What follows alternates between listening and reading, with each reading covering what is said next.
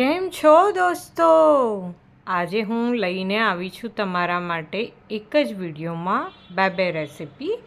તો એના માટે તમારે વિડીયો એન્ડ સુધી જોવો પડશે. અને આ જે ચાટ લવર્સ છે એના માટે તો ખાસ વિડીયો છે. તો એના માટે સૌથી પહેલાં આપણે એક ટિક્કી બનાવવાની છે, જેના માટે મેં લીધું છે 100 ગ્રામ જેટલું ઘરનું બનેલું પનીર, 2 થી 3 ચમચી જેટલો શીંગનો ભૂકો અને 3 ચમચી જેટલો કોપરાનું છીણ યા તો કોપરાનો પાવડર. સાથે આપણે એમાં મસાલા નાખીશું તો 1 ચમચી જેટલો ચાટ મસાલો, અડધી ચમચી અથવા તો 1 ચમચી જેટલી તીખાશ તમને પસંદ હોય એ પ્રમાણે પાંદડી મરચું, જેને આપણે ચીલી ફ્લેક્સ પણ કહીએ છીએ, અને અડધી ચમચી જેટલો તજ લવિંગનો ભૂકો, જેનાથી આ ટિક્કીની ફ્લેવર બહુ જ સરસ આવશે. સાથે 1 ચમચી જેટલી આપણે ખાંડ ઉમેરીશું અને અડધીથી પોણી ચમચી તમારા સ્વાદ પ્રમાણે મીઠું ઉમેરી દેવાનું, કેમ કે આઉટર લેયરમાં પણ મીઠું આવશે. અને એને બાઇન્ડિંગ માટે આપણે એની અંદર એક બાફેલું બટાકું પણ ઉમેરીશું. આ બધી વસ્તુને સરસ રીતે મિક્સ કરવાનું છે. અને આ જે મિશ્રણ તૈયાર થાય એમાંથી આપણે નાના નાના ગોળા વાળી લેવાના છે. જો તમને જે શેપ આપવો હોય, ગોળ અથવા તો ચપટી ટિક્કી તૈયાર કરવી હોય તો તમે ગોળાવાળો અથવા તો એને રોલ પણ બનાવી શકો છો. હવે આપણે આઉટર લેયર માટે અહીંયા 250થી 300 ગ્રામ જેટલા બાફેલા બટાકા, 200 ગ્રામ રતાળું અને 100 ગ્રામ શક્કરિયા લીધા છે. અને એની સાથે આપણે થોડા બીજા મસાલા કરી લઈશું, જેમ કે બેઝિક છે કે મીઠું તમને જોઈશે તો 1 ચમચી જેટલું મીઠું મેં ઉમેર્યું છે. એની અંદર થોડી તીખાશ આઉટર લેયરમાં પણ આપવા માટે આપણે 1 થી 1.5 ચમચી જેટલા વાટેલા આદુ મરચાં ઉમેરીશું. અને સાથે એને બાઇન્ડિંગ પણ આપવું પડશે. તો બાઇન્ડિંગ આપવા માટે મેં અહીંયા અત્યારે કોર્નફ્લાવર યા તો કોર્નસ્ટાર્ચ જેને આપણે કહીએ છીએ એ લીધો છે. અને મારા ખટાશ માટે લીંબુનો રસ ઉમેરીશું.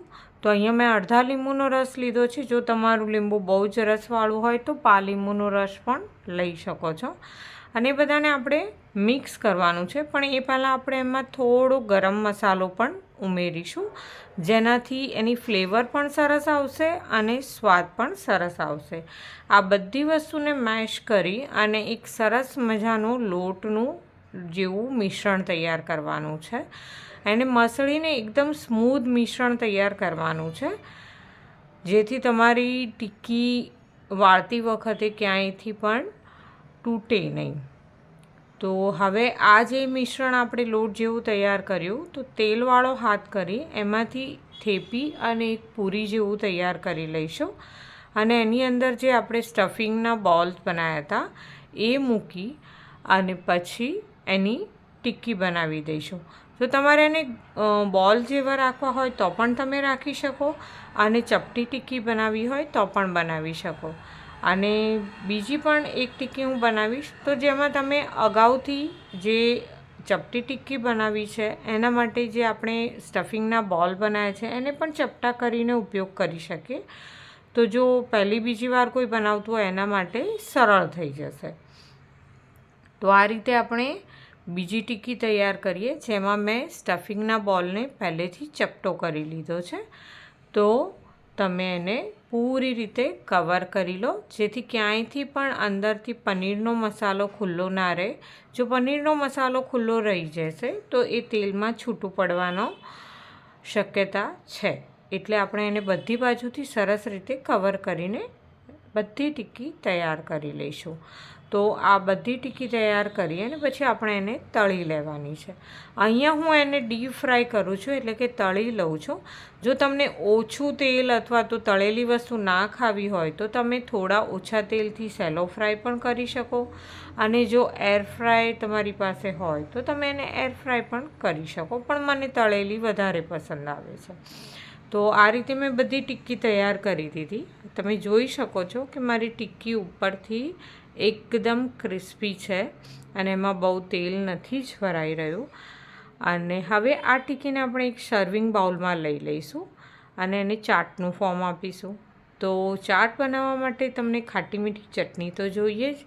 તો અહીંયા મેં આમચૂર અને ફુદીનાની ચટણી લીધી છે, સાથે એમાં થોડા લીલા મરચાં, કોથમીર અને ગોળ પણ ઉમેરેલો છે. હવે એ ચટણી તમારા સ્વાદ પ્રમાણે ઉમેરી અને એની ઉપર આપણે થોડું ફેંટેલું દહીં ઉમેરીશું. અગેન જેમ ચટણી તમને સ્વાદ મુજબ તમે લઈ શકો એ રીતે દહીં પણ તમારી પસંદ પ્રમાણે વધારે ઓછું લઈ શકો છો. અને સાથે જો તમને ડુંગળી પસંદ હોય તો તમે ઝીણી સમારેલી ડુંગળી પણ થોડી નાખી શકો છો. જો તમે ડુંગળી ના ખાતા હોય તો ડુંગળી અવોઇડ કરી શકો છો. અને ઉપર કંઈક ક્રંચ જોઈશે તો નોર્મલી આપણે સેવ નાખતા હોઈએ છીએ, પણ અહીંયા મેં લીધું છે ખાટું મીઠું ચવાણું. તો તમને પસંદ આવે તો આલુ ભુજિયા પણ નાખી શકો. તો તમને કેવી લાગી આ રેસીપી? સરસ લાગી હોય અને ગમી હોય તો આ વિડીયોને લાઇક એન્ડ શેર કરવાનું ના ભૂલતા.